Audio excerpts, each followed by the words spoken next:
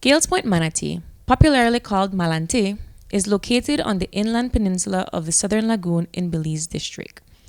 Malanti is historically acknowledged as a secondary maroon settlement that emerged in the mid 18th century. The village's relative isolation presented the opportunity to retain African heritage and traditions that have survived. To this day, the Gales Point Malanti community of approximately 400 residents proudly celebrates Creole cultural manifestations through Bram, Sambai, and Kunjai. How I learn about my heritage is because my grandparents, they me push, well not say push we for learn. I'm a very interested. And my grandfather, he used to bring we every Saturday, and then the time when I made grow up that now, like now, girls won't never have internet dating. So when I am a legal, I'm always excited for God and my grandpa go hear about an auntie story. Always excited for God and my grandpa go hear about back in the days about Hurricane Hattie and how they used to go buy milk out at 25 cents and how they used to go sell the King Dollar and how they used to build dory out of soft food and their things. I used to always interested for go learn that my grandpa was sing the Christmas song and the Brahmin song to me, and my mama was send me the drum class with Mr. Emmett and go learn to build a drum, and she would teach me how to cook the Creole food pan the fire heart. The whole village come together and teach the younger generation about their culture. Growing up, I didn't think it was important because as a child, you weren't allowed to be in the Brahmin or at the Sambai, so I don't think it was important. But growing up after I was taught about it, I learned on my own, then I realized I need to be a part of it because it's a part of my community, it's a part of our culture. About around the age of 15, 16, I was allowed to partake in the Brahmin because it was done in house. Okay. So I partake in it, then I would allow to jump the Sambai at night. In school, you know about Creole, you learn about Creole, you learn about that we are runaway slaves, but basically that is all you learn. You don't learn nothing about Creole culture in school. We, the villagers at Gales Point, had to learn that for our elders. And I feel like we supposed to learn that at school because majority I believe not even know what the Sambai, what the Brahmin. So if we may learn that in a school, then everybody may know what the Sambai and what the Brahmin. Well, I see it as very important because it's part of our community and all the children are going to Gasport Government School are from here and they're familiar with it. So whenever I'm teaching about our culture and we're focusing on Creole, that is where I explain, I show a video from the past, I have them talk to me about what they know about our culture, and what they like about it.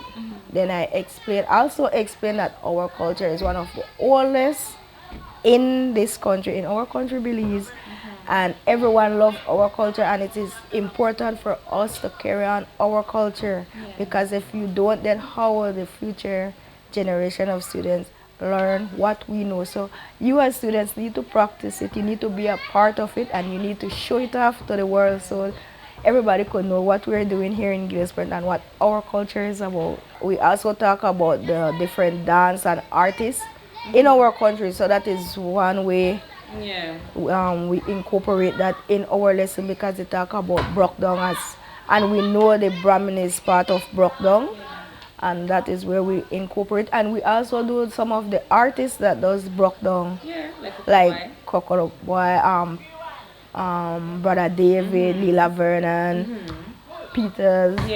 So we also talk about it, and it lead right back to Gales Point because most of the song they sing as Brockdown is from part of our Brahmin song.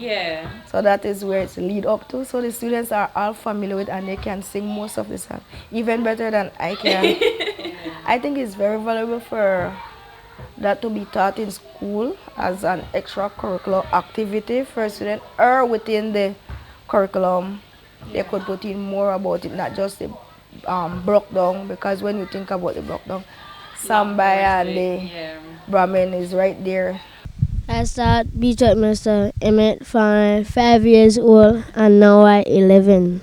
When all of we get together, we usually beat or sing songs and dance. So somehow we get in the ring and go dance one by one. So when slavery and everything abolished and they moved to the peninsula, they brought that tradition still here. So now they go from the tip of the peninsula all the way to the top of the village from house to house and jump, sing and dance. Uh-huh. And eat. And drink. Uh-huh. And the songs they are, like I say again, they are call and respond. They are traditional folk song that people bring from our ancestors from way back. The Youth for Justice group, it started last year, 2023, over the summer holiday. It started as the Youth for Sustainable and Just Future initiative, and it aimed at having youth amplify their voice, having their voice heard, and we started with a research project like a photo voice, which is a type of research that require active participation from the group being studied. So the group, it consists of youths from 5 different cultural communities, and Girls Point Malanti is one of them. And in each community, we have a core group, and from each community we have 2 leaders that is part of the head group. And so in Girls Point Malanti, we focus on the environment and sustainable development.